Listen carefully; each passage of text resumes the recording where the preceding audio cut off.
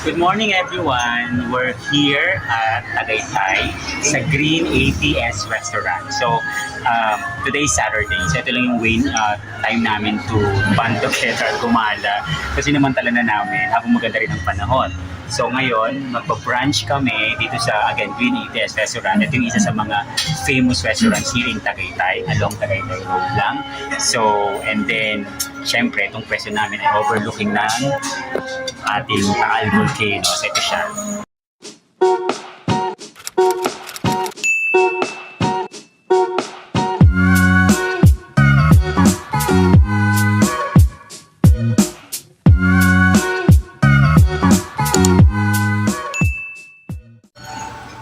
So, ayan guys. Ayan si Taal. Sobrang foggy kaya hindi masyado makita. Pero maganda yung pwesto namin. Kitang-kita. Ayan. So, ito naman ang aming mga in-orders. So, ito naman ang aming food na in-order. Siyempre, hindi mawawala ang bulalo, nilagang bulalo, the famous one. And then, kumuha rin kami ng, ano nga ba yun? Sisling tahong. Tama ba? Tahong. Yeah. And then, meron kaming buko juice, nag-iisa kami, para agawan, and fried rice. So, ito na ang ating brunch. So, ayan, ito na ang aming brunch for today. And then, after this, wait lang, punta kami Kalerweka. So, yun nga guys, after this, punta kami Kalerweka. Pero, actually, hinihintay din kami, kaya kami nandito. Primarily, the reason is sa kotse. Ayun, minimit namin yung ninang namin sa wedding noong December, hindi siya nakate para i-sign niya yung aming holy union certificate. So, malapit lang siya rito, kakagising lang daw niya nung message ko. So, sabi ko sunod na lang siya para sabihin na kami mag-brunch.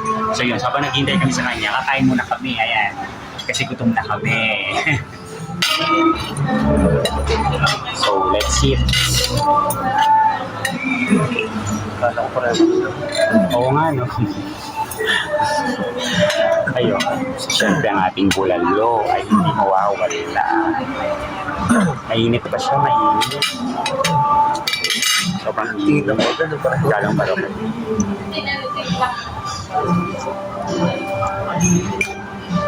Sarap.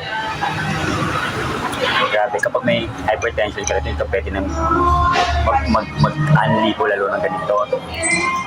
Baka takbuhin ka. Mas lang yung iba niya. Ano yun? Pat na ba yun? Yeah. Sarap, pinakataba niya.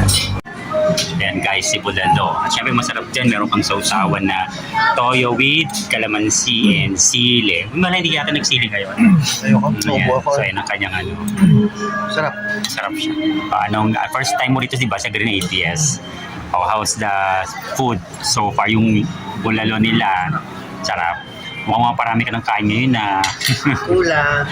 Grabe kulang ang rice. Ang dami-dami niya, Nino.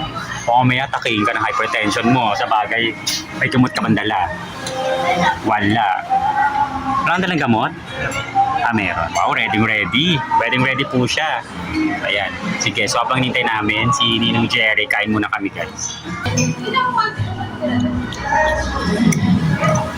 Itong puntahan talaga ng Green ATS naman. Dinadayo kami sa bulalo. Very well known siya sa bulalo. Actually, sobrang ganda ng niya. I mean, malambot. Siguro pressure cooker ito kasi sobrang lambot. Sarap siya. Bulalo pa lang, panalo na. Sarap. Tikman natin ito. Ito naman ang kanilang sisling tahong.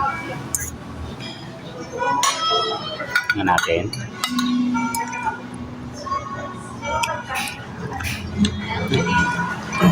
Mukhang siya. Meron siyang oyster sauce. Yun ang nagpalasa sa kanya. Tapos sa butter. Tapos chicken sa butter. Sarap.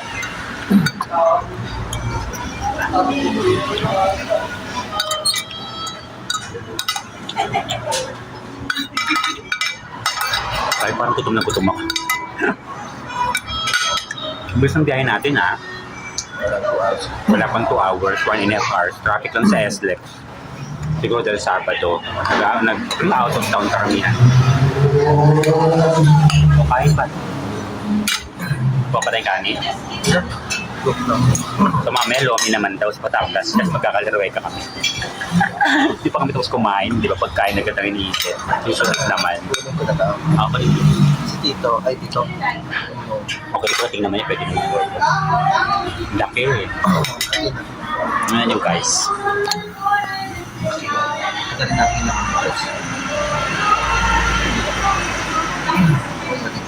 Yan. So kailangan mo ng kutsilo talaga dyan. Oh my gosh.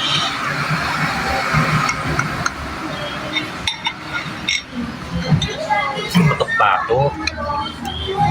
Mga high blood ka talaga dyan. Oh my God. Kunin mo na kaya, lagyan sa plate mo. Ayaw mo pakuha. Ano pa? Yan. The best. Oh my God. Oh, diba? Oh my God. Tapos yung loob niyan, may mga laman-laman pa yan for sure. Ayan. So, sulit na sulit. Oh guys, so saan pa kayo, di ba? Ganyan kalaki yung bulalo. Kaya Chris, ayun. Kaya- Garlic rice. Kaya garlic rice ang kinuha daw kasi para uniform sa bulalo. Grabe laki. Laki-laki niya, super. Kaya mura din dito ang beef eh. So later, may pakamunta din kami ng Mahogany Market para bumili kahit 1 kilo. So samantalay na habang nasa Tagaytay. Ito tapos na namin ng brunch. Again, dito kami sa, ayan, Green 80s Restaurant. Kaya tapos na namin mag-brunch. Kaya ngayon naman ay medyo maambon dito sa Tagaytay.